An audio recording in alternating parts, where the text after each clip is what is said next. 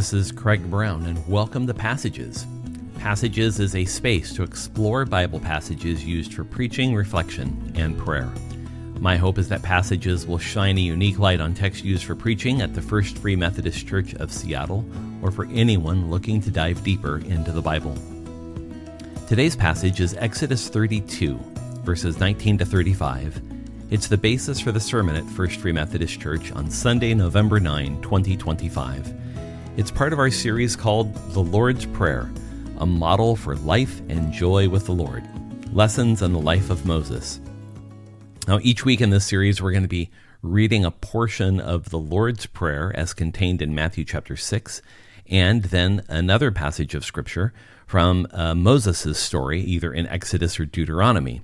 And so let me read first Matthew chapter 6, verse 12, and this is the part of the Lord's Prayer we're covering on this particular Sunday. Jesus said, "And forgive us our debts, as we also have forgiven our debtors." And now let's hear the text from Exodus 32, beginning at verse 19 and concluding at verse 35. "And it came about as soon as Moses approached the camp that he saw the calf and the people dancing. And Moses' anger burned, and he threw the tablets from his hands and shattered them into pieces at the foot of the mountain. Then he took the calf which they had made and completely burned it with fire and ground it to powder and scattered it over the surface of the water and made the sons of Israel drink it. Then Moses said to Aaron, 'What did this people do to you that you have brought such a great sin upon them?' And Aaron said, 'Do not let the anger of my Lord burn. You know the people yourself, that they are prone to evil. For they said to me, Make a god for us who will go before us. For this Moses, the man who brought us up from the land of Egypt, we do not know what happened to him.' So I said to them, 'Whoever has any gold, let them tear it off.'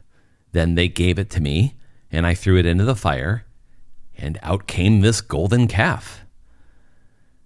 Now, when Moses saw that the people were out of control, for Aaron had let them get out of control to the point of being an object of ridicule among their enemies, Moses stood at the gate of the camp and said, "Whoever is for the Lord, come to me."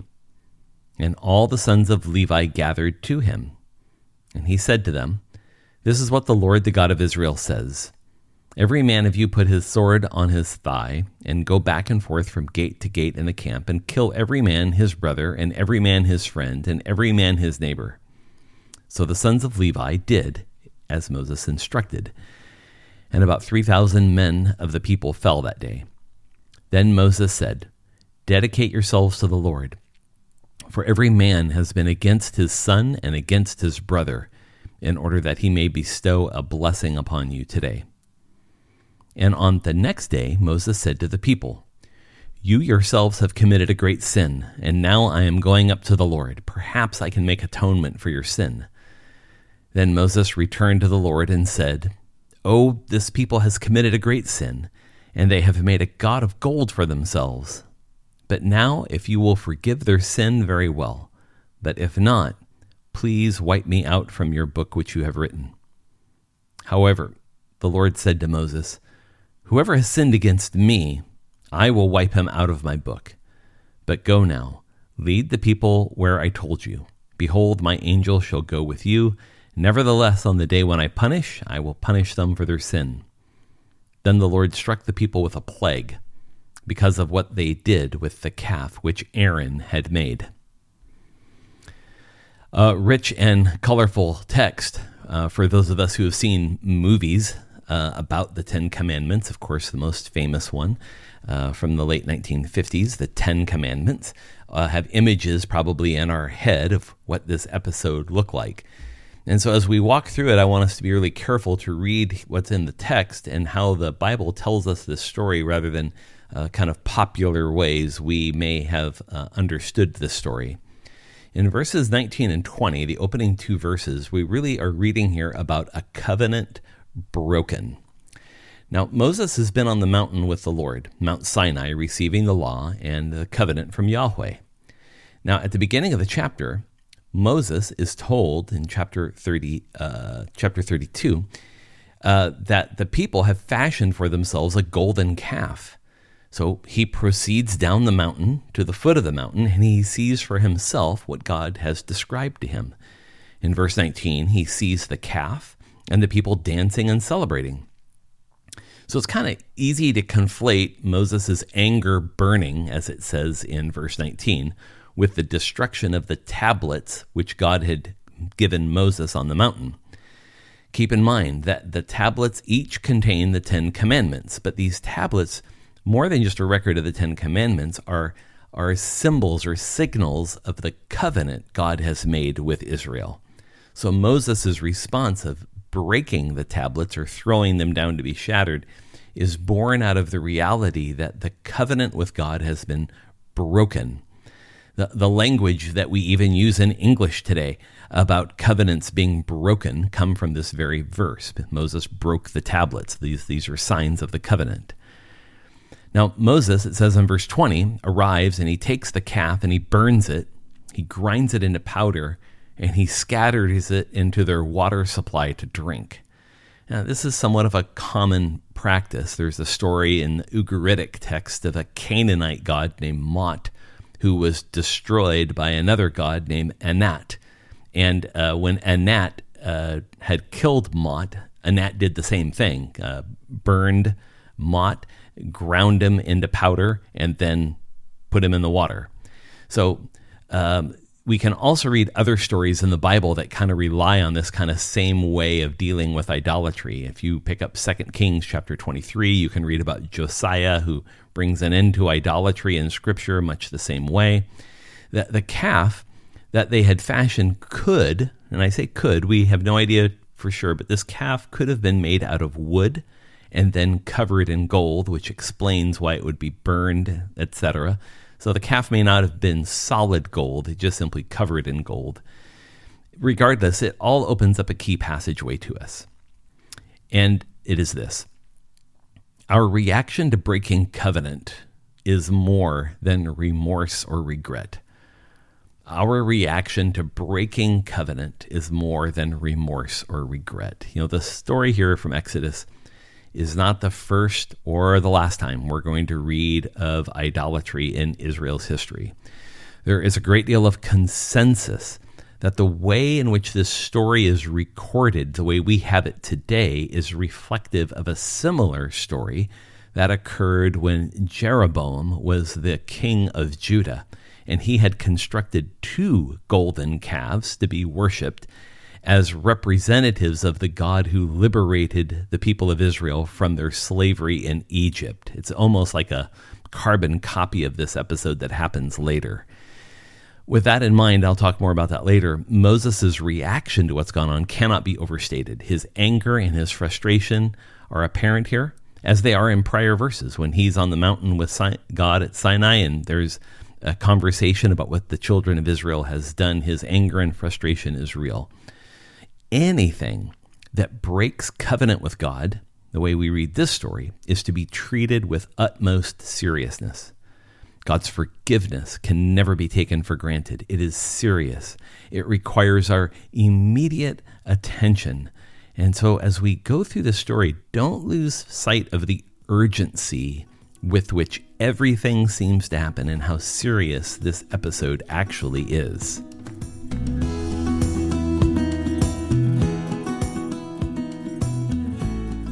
In verses 21 to 24, we read now about a broken relationship, and this is specifically in the conversation that Aaron has with Moses.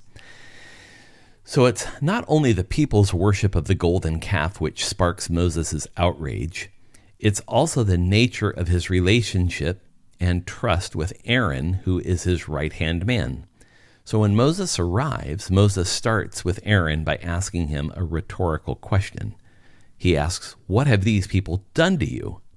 You see, Aaron was left in leadership of the people while Moses was up on Sinai. Now, Moses has been gone for 40 days, so we understand it's been quite some time. But Aaron's response to the question Moses asks here is still to this day perhaps one of the most pathetic excuses for something that has happened. He tells Moses, first of all, don't let your anger burn. And it's like when someone's upset about something, the response is, you need to calm down. And then Aaron says, you know these people, they're prone to evil. And so Aaron starts out in his explanation by telling Moses to chill out, and then he blames others. He says, well, you know these people, they're evil, you know that. And then he says that the people said that they wanted to make a golden calf since Moses has been missing. And this has everything to do with their inability to wait. When Moses went up on the mountain, he didn't say he'd be gone 40 days. He just went up the mountain. So the people got tired of waiting after a certain number of days, and they just took matters into their own hands. So Aaron then says, well, whoever has any gold, tear it off. So he's enabling the people's worst impulses by giving them permission to take the steps necessary to create an idol without having created it himself. And then Aaron says probably the most comical part of this whole thing. He says, I threw the gold into the fire and out came this calf. His language is completely passive, that as if this calf appeared by magic or out of nowhere. Aaron's engagement here is about his failed leadership and his failed responsibility. And that all opens a key passageway to us. When faced with failure, we often misdirect. When faced with failure, we often misdirect.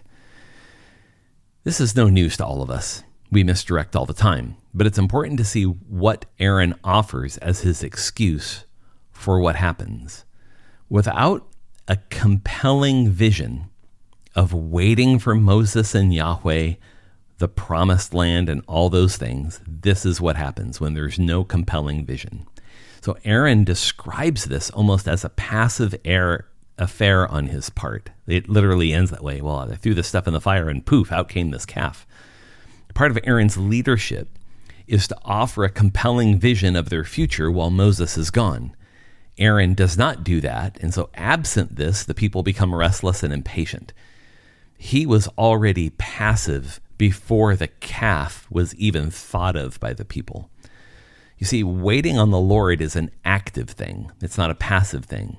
And we always want to have a good reason when we fail to wait, so we often explain our impulse in a whole variety of ways, including rationalization or magical thinking like Aaron here. It's a keen lesson to us about being faithful. And being faithful is not supposed to be easy. But what is easy is to blame someone or anyone else for what is clearly our own doing, or in this case, our not doing.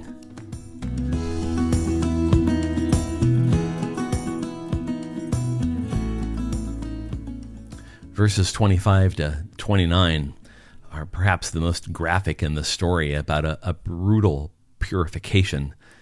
This part of the text is more problematic because it's influenced by the other story we know in the Bible that's like this, and that's one I talked to earlier. That's about King Jeroboam. Jeroboam was the son of King Solomon, and Jeroboam was responsible for the nation of Israel being split in two between the 2 southern tribes of Judah and the 10 northern tribes of Israel. You remember Jeroboam created these 2 calves, these golden calves, to be worshipped by Israel as a memorial or remembrance to the God that brought the Israelites out of slavery in Egypt. So it's kind of an echo back to this story with Moses. And so there's a lot of scholars that think that perhaps this story about Moses was maybe even written in a form like this about the same time as Jeroboam. So it kind of functions as a reflective story about the dangers of idolatry and what's to come. And so it's really framed in kind of a brutal sense to help people understand the danger of idolatry. So the influences of Jeroboam's time are all here in this story in Exodus. And I don't want to try to confuse these 2 stories completely, but we have to remember that these stories in the Bible existed in an oral tradition, that they were spoken before they were written. And oftentimes when they were written down at a certain point in time for a certain reason and a certain purpose to accomplish a certain thing. And that could likely be the case with this story that we have here in Exodus. You see, Moses took note at verse 25 that the people were out of control.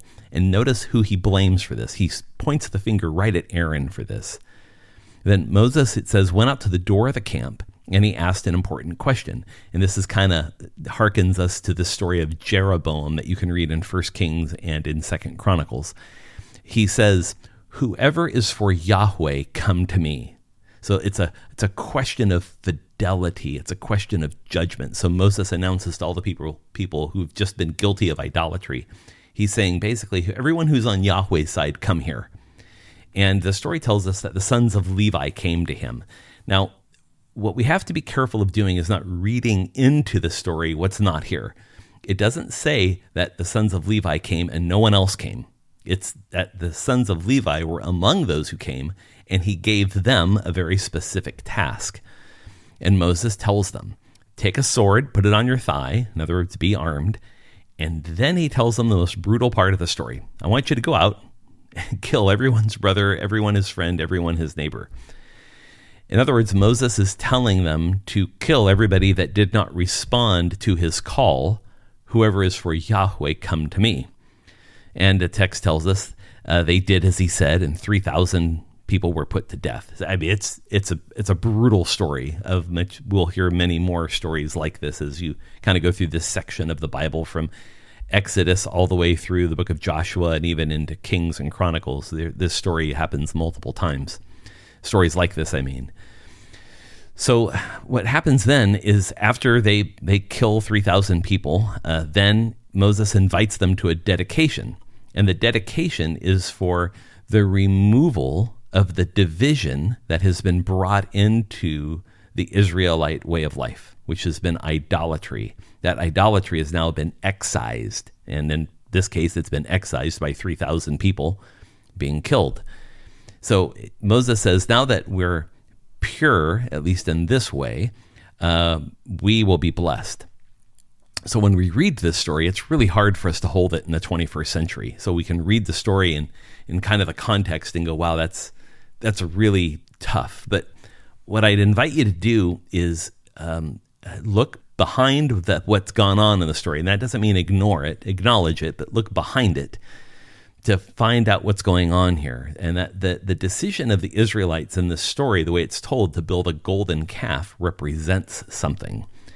And there's something at work in their community which is an existential threat to them. And it's somewhat like this, that if the Israelites embrace the way of life, the religious life of all of their neighbors, the Canaanites, and even by extension the Egyptians, they're going to become just like everyone else. Their sense of identity is going to be absorbed into those other cultures and those other religious practices. The Israelites as a people group risk their extinction by becoming idolatrous in the same way. And Moses is, in this story, ruthless in exterminating that threat to their existence. And it's really about the readiness of verse 29, being dedicated to the Lord. So let's talk about a key passageway here in a difficult passage of Scripture. And it's this, that sin requires that we directly confront it. That sin requires that we directly confront it. You might remember in Jesus' teaching about sin, he tells us that if our right hand causes us to sin, we should cut it off. Because it's better for us to enter into the kingdom without a right hand than to have sin in our heart. Now, when we hear this story, of course we don't take it literally. Jesus is using hyperbole or exaggeration to make his point.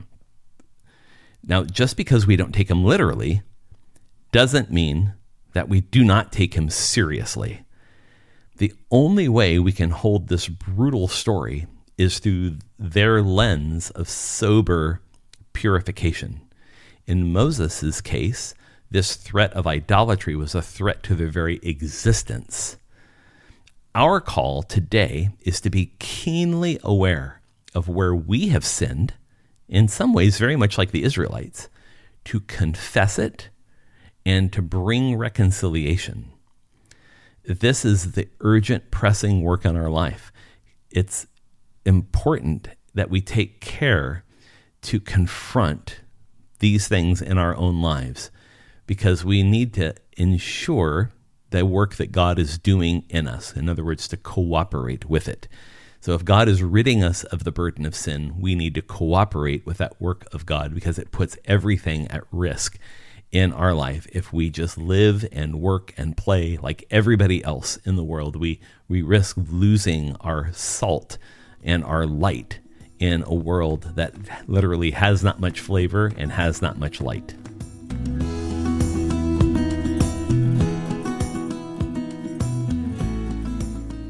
As we turn to these final verses 30 to 35, we read of a forgiveness that is born. Now, following this brutal episode, we're now faced with the broken relationship between God and the people, and even to some degree between Moses and the people, and Moses and Aaron. Now, while this judgment has now been given, it's the next day, and now there's this issue about where do we go from here.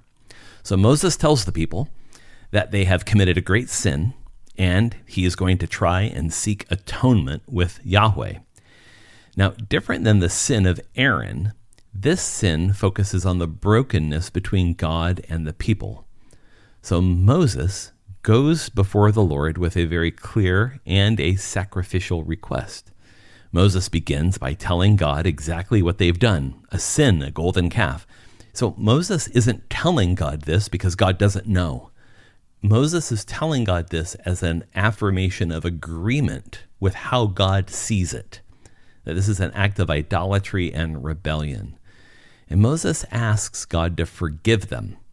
But if not, Moses asks to be wiped out of God's book, which he has written. And this is another little clue to how this story came to being. There's no notion in Jewish theology of a book with people's names in it till much, much later in Israel's history. So there's a sense in which the inclusion of this kind of almost like a book of life, if you will, that we know from the New Testament is a little bit foreign in the story, but the point is clear enough. Moses is talking about sacrificing himself for the sake of the nation. So Moses offers himself sacrificially. This is the posture of responsibility, which is the exact opposite of Aaron. Moses understands that the people are in need of forgiveness, and Moses goes to any length to try and secure it. Now, Yahweh's response to Moses' very virtuous act is to make it clear that this is the sin of the people and Aaron and not him. So in this case, there's not really anything he can do to transact this forgiveness. God alone can do this. And by the way, it's the same today. God says that whoever has sinned will have their name removed from the book. And then there's this foreshadowing that comes out of what will happen over time. There's going to be a plague that comes. It sounds very exacting. It doesn't sound very forgiving, but Moses is told to keep leading the people to the promised land and that the angel of the Lord will guide him. The situation for which Moses is interceding can only be handled by God himself. And note how the story ends. It's interesting how God speaks about this in the end of the story. It says, because of what they did with the calf which Aaron had made. So there's, for the first time in the whole story, God states quite clearly exactly what happened here, despite what Aaron is trying to do to confuse the matter. It's a final key passageway for us. Forgiveness is a sacrificial act. Forgiveness is a sacrificial act. Now, Moses seeks a way to transact the forgiveness which is needed by making a sacrifice of himself. And Aaron's response is the opposite. Aaron blames, he casts aspersions, he points the finger. The contrast is completely apparent between Moses and Aaron. So you see, forgiveness requires the surrendering of blame. We have to let it go. That's the sacrifice. When we are wronged, our response is to approach with what needs to be done to reconcile. Now, there's a lot going on in here that we're going to spend more time in the sermon talking about. But this is exactly what God has done for us in Jesus Christ. We can't make ourselves right. We can't fix the problem, but Jesus can and does. He comes to us to bring forgiveness and to make us whole, because only God can make this right. Moses can't. Jesus can through his sacrificial act. I want to thank you for listening to the FFMC podcast. Listen in on this podcast for our sermon podcast every week, and about every month or so, our conversational podcast called Connections. You can find them all right here in the same podcast feed, FFMC. I also encourage you to visit our church's website, ffmc.org, to learn more about Free Methodism and how you can connect with our community. For now, I bid you all grace. Thanks for listening, and we'll see you next time.